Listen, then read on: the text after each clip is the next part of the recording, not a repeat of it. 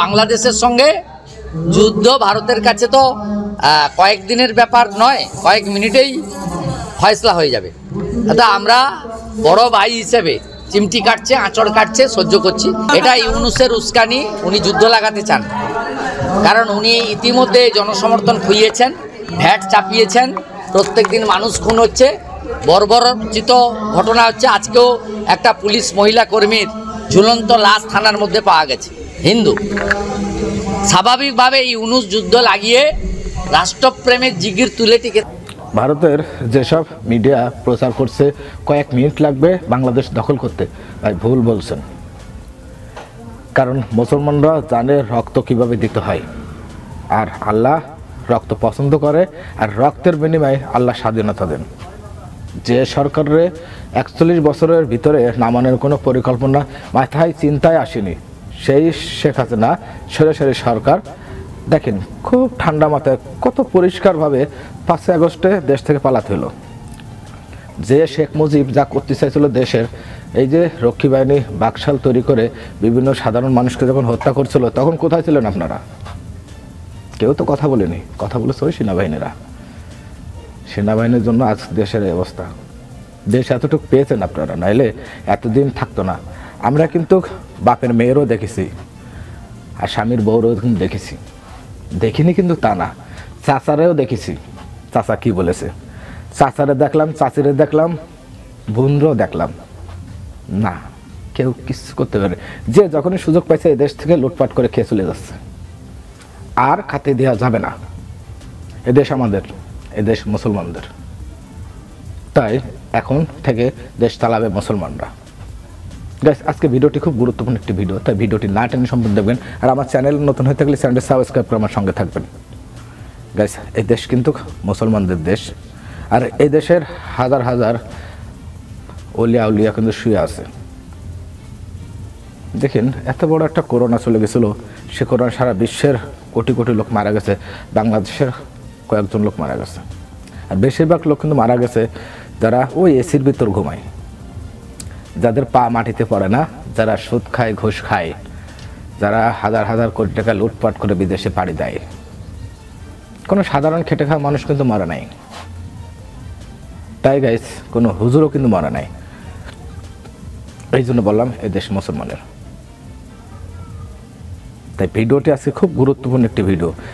এর বিষয় নিয়ে এই ভিডিওর উপরে ভিত্তি করে আমরা কিছু ভিডিও আপনাদের দেখাবো, যে সেই ব্রিটিশ বিরোধী আন্দোলন থেকে শুরু করে আজ অবধি সরাসরি আন্দোলন পর্যন্ত কারা বেশি ভূমিকা রেখেছে।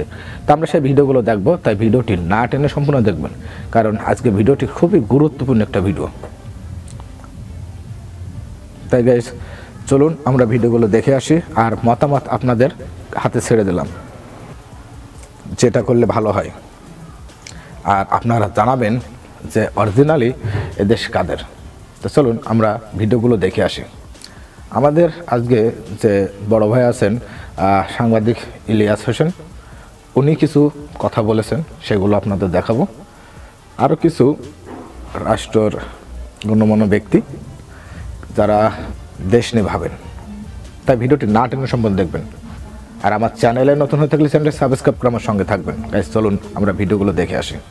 আমি আর একটা জিনিস বলি, এই আন্দোলনের সময় আমি এই বিএনপির লোকেরা এবং ইয়েরা, তারা সবাই সারাক্ষণ আমাকে বলতো, দাদা আপনি একটু মাদ্রাসার ছাত্রদেরকে বলেন, মাদ্রাসার ছাত্রদেরকে বলেন, ওদেরকে একটু নামতে বলেন, ওই জায়গা থেকে একটু নামতে বলেন, হাটাজারি থেকে একটু নামতে বলেন, যাত্রাবাড়ি থেকে একটু নামতে বলেন।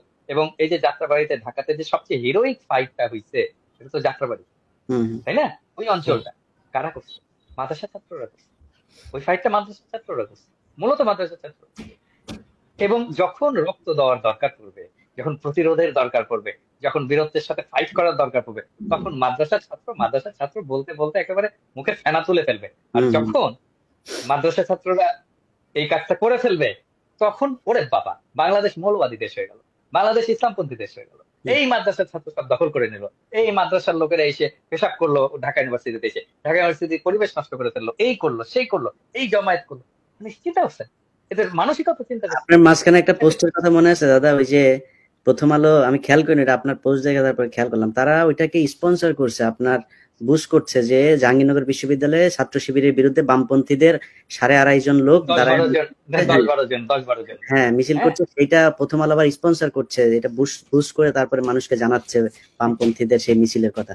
তো ছাত্র শিবির তো কিভাবে চলে সেটা তো ছাত্র শিবির সেই তাদের দক্ষতা দেখিয়ে দিয়েছে। ছাত্র শিবির ওই যে বাম দলের যে মিছিল ছিল, ওই মিছিলের মধ্যে যে 12 জনের মধ্যে 6 জন শিবির করে না, এটা কে জানে। মাদ্রাসা পড়ুয়ারা, এই মোল্লা মৌলবী জঙ্গি জেহাদিরাই 1947 সালে এই মানচিত্র আনছে। যদি না আনতো তাহলে আজকে যারা ওই যে 500 টাকার জন্য হুজুরদের নিয়ে ঝগড়া মানে কি করবেন, এই হুজুরা কি করে সেটা 1947-এ দেখাই দিচ্ছে। এই বাংলাদেশ আজকে দাঁড়ায় আছে এটার জন্য এই মোল্লাতন্ত্র আমাদের অবদান। 200 বছরের ব্রিটিশ গোলামি থেকে এই মোল্লারা আমাদের রক্ষা করছে, ম্লেচ্ছ জবনের বাপ থেকে এই মোল্লারা আমাদের রক্ষা করছে। আমরা ছিলাম নিচু জাত, আমাদের এই খাজনা নীলকর, আমাদের খাজনা প্রথা, জমিদারদের দাসত্ব থেকে এই মোল্লারা, এই জঙ্গি জেহাদিরা আমাদেরকে রক্ষা করছে। সুতরাং তাদের প্রতি আমি ঋণী আমার জায়গা থেকে। আমার হুজুররা ছাড়া আমাদের অস্তিত্ব, ইতিহাস কেন বলেন না? আজকে 1000 বছর ধরে আমরা মুসলিমরা নির্যাতিত, লক্ষ্য করে দেখেন।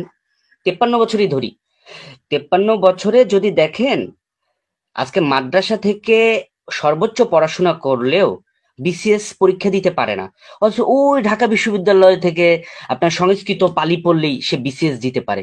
কি হাস্যকর না বিষয়টা? শুধুমাত্র আলেম হওয়ার কারণে এটা পারে না। তো এই বিষয়গুলো নিয়ে আলেমদের আন্দোলন করা উচিত। আলেমদের অবদান নিয়ে কটাক্ষ করার প্রসঙ্গে আমি বলি যে এবার ছাত্র আন্দোলনে আলেমদের কোনো ইন্টারেস্টই নাই এখানে, তবুও তারা ছাত্রদের পাশে এগিয়ে এসেছে। 70-এর অধিক আলেম শহীদ হয়েছে, যাদের মধ্যে 14 জন হাফিজুল কোরআন। ঢাকা বিশ্ববিদ্যালয়ে আমি নাম বলতে চাই না,